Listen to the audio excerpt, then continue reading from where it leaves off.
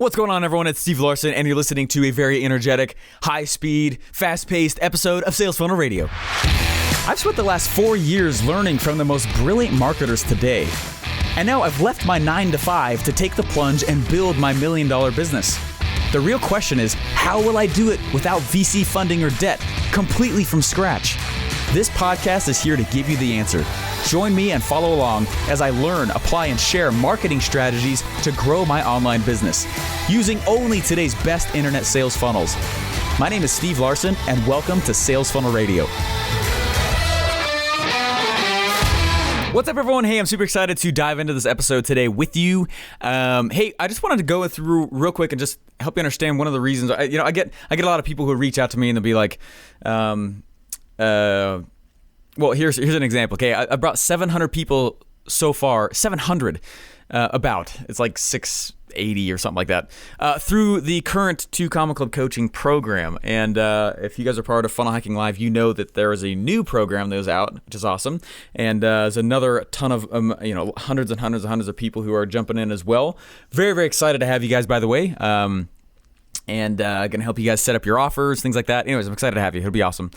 And then I have my own students, right? And it's common that here's the scenario, right? You spend a ton of time, you build a funnel, you're spending time in the editor, you put together all these this copy and these videos, and you're getting together the traffic, you're building up some buzz for it, and you go and you launch this funnel. Right? You're running ask campaigns and you're reacting to what the market is telling you to do. And then suddenly you realize that, oh my gosh, the funnel's not actually going to work. It's a scam, right? Steven with his massive eyeballs, he's not delivering, right? And you're like, what? Well, I want to tell you why that usually is. And I want to tell you why it typically is that even when I was working at ClickFunnels, when Russell and I would launch a funnel, it wouldn't work the first time, okay? And here's one of the reasons why. It has to do with the way that the offer came about. It has to do with the way, especially if you're creating an opportunity switch. This very much. Anyway, so I was sitting at. I had the honor and privilege to do a roundtable at Funnel Hacking Live, and this topic came up, and I realized that I don't know that I've really talked or discussed about this with you guys. And somebody asked, like, what do you do when your funnel doesn't work? And I was sitting there, and I was pretty much yelling for 3 hours. It's the fastest 3 hours of my life, by the way. I love coaching. I had no idea 3 hours went by, and I had people around me the whole time, and it was so loud in there. I was yelling so that everyone could hear. So my throat was killing me at the end, but it was a ton of fun. And I was anyway. It pretty much goes like this: like when my wife and I were expecting our first child, right? And meaning we went to the hospital and she was about to have the kid. We were in the delivery room, and first of all, I want to give the caveat that I recommend you never do this ever, men. Okay, we were in there, and she needed to be induced, and so nothing had started yet. We had already been in there. We'd spent the night in there. Nothing had started yet. And I was, we were just kind of hanging out. Sometimes it's kind of long waits inside those rooms before, the delivery action actually happens. And it's super special and great experience. And anyway, so I was sitting there, and at the time, I can't remember what I was trying to sell, but I was trying to sell something. Or I was going to go make a product, and I didn't know about offers yet. Okay, and I was going to go make this product. And at the time, Noah Keegan, if you know who Noah Keegan is, right? Noah Keegan had this thing at that time where he would help you make your first $1,000 on the internet, but you could text him.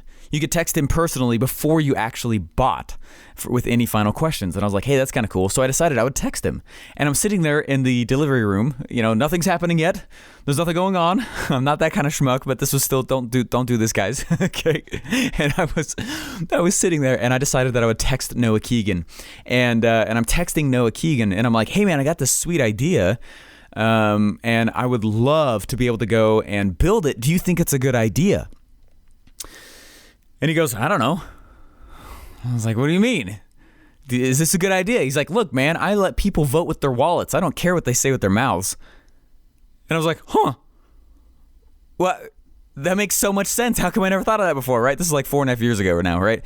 And I was like, oh, that makes complete sense. Why would I care about anything? Okay, but now think about it, right? What's the thing we teach you to go do it, and to start uncovering the false beliefs? We tell you to do an ask campaign. An ask campaign.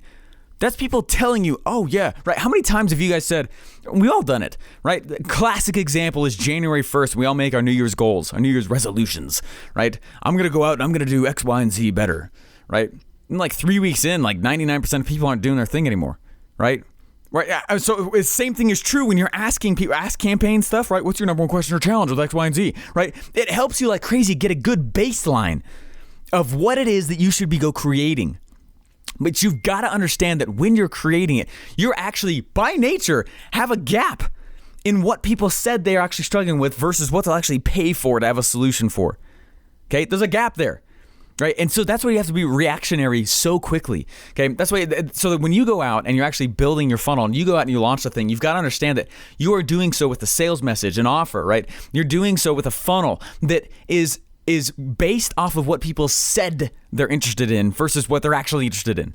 And so by nature, there's a gap. It's why you do and run what Russell calls an audible, okay? A funnel audible. The moment you launch the thing, you do it with the expectation that it will fail because you've created it from this ask campaign based off of the ideas of what people said that they're struggling with, okay? Do you think that people even know 100% of what they're struggling with? No! I can't even tell you from what I coach people. Like most of the time, people have no idea what they're struggling with in their own funnel. They're like, I don't know what the problem is, Steven. You got to tell me, and I got to go in, look in, and be like, this is the issue, right? So if you're asking people, right, which I love ask campaigns, but it's the reason why I don't just do them once. I don't ever really stop them. I do them over and over and over and over and over and over and over and over. It's not always the same way that Expert Secrets talks about. It's not always me legitimately or forwardly ever saying, what's your number one question or challenge with X, Y, and Z? But I'm usually always doing some kind of ask campaign. I'm gleaning from the market what it is that they said that they like, what it is they said that they don't like, what is they said that, and how many times do you change what you like and don't like? You do it all the time. So when you launch the funnel, you've got to go through and understand that there's this gap that's created by the very nature that you collected the data, right? The very nature, human nature. Yes, Steven, I'm struggling with X, Y, and Z. My number one question or challenge is this. Oh, you want me to pay for that? Well, I don't know about that, right? And so that's what you got to call it. Anyway, so you got to understand that, like, it's the same thing that I've told the example before on this podcast, right? About when we launched the Expert Secrets book, and like within a day and a half, we realized that something was wrong with the funnel, the Expert Secrets book funnel, and it was Russell, John Parks, Brandon Fisher. We were all in a cabin hanging out with the Harmon brothers, right? Creating the script for the viral video for ClickFunnels, right?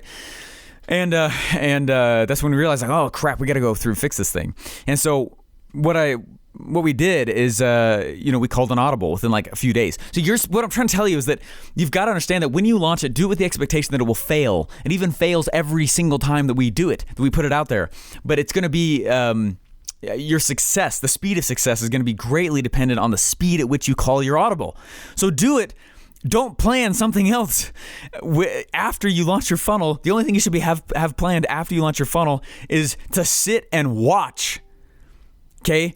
For there to be enough data for you to look back and go, crap, this OTO isn't working. Crap, this opt-in page isn't working. Crap, looks like this, you know what I mean? And you go in and you do macro level, huge level changes, huge level split tests, okay? Not little tiny stuff like, let's go change the button color. Like that, no, nothing like that. I'm saying you switch up the whole freaking offer. I'm saying you adapt the whole sales message.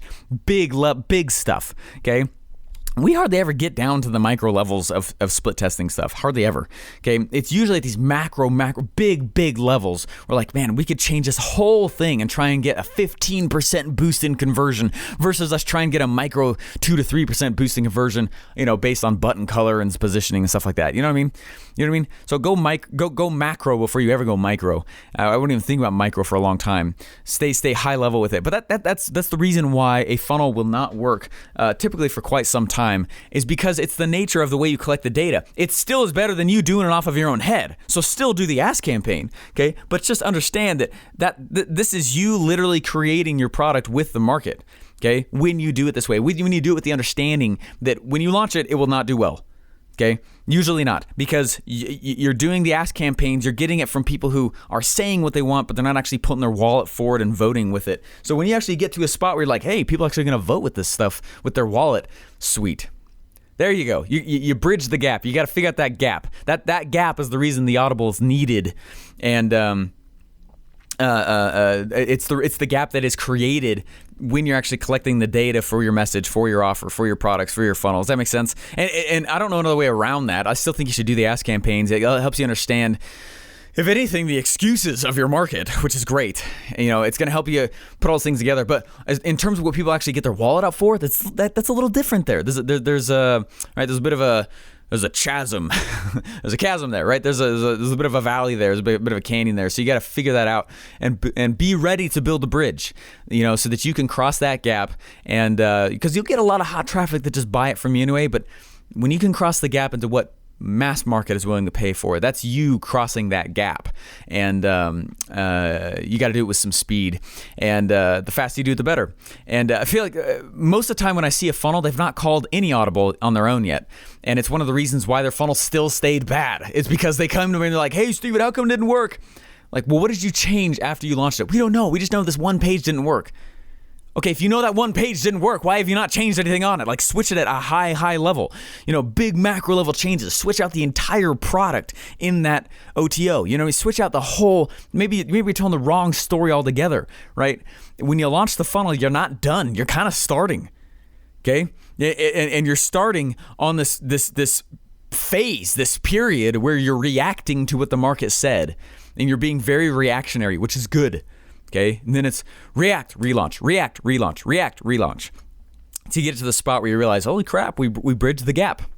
Okay, anyway, hopefully that's helpful. Bit of a shorter episode, but it's the reason that the Audible is needed. I love Russell's presentation at Funnel Hacking Live about funnel audibles. That's the reason why the Audible happens. That's the reason why the Audible is needed, right? And many times, multiple Audibles, okay, is because, especially if you're doing an opportunity switch, okay, that gap is pretty wide if you're doing an opportunity switch. When you're doing an opportunity stack, okay, the gap is a little bit smaller because you've already crossed it once before. You kind of already know what people will pay for versus just say that they'll pay for, okay? So anyway, the opportunity stack. If that makes no sense to you, you got to go read the book Expert Secrets. Huge fan of it. Obviously, if you guys not figured that out by now, you don't know who I am. Anyway, hopefully that's helpful, guys. And be ready for the Audible. Be ready to the speed that you call the Audible, the speed that you react. Okay, this is the correct moment to be extremely reactionary inside your funnel. All right, guys. Thanks so much, and I'll chat to you later. Bye. Boom. Thanks for listening. Hey, please remember to rate and subscribe. Hey, you want me to speak at your next event or mastermind? Let me know what I can share that would be most valuable by going to stevejlarsen.com and book my time now.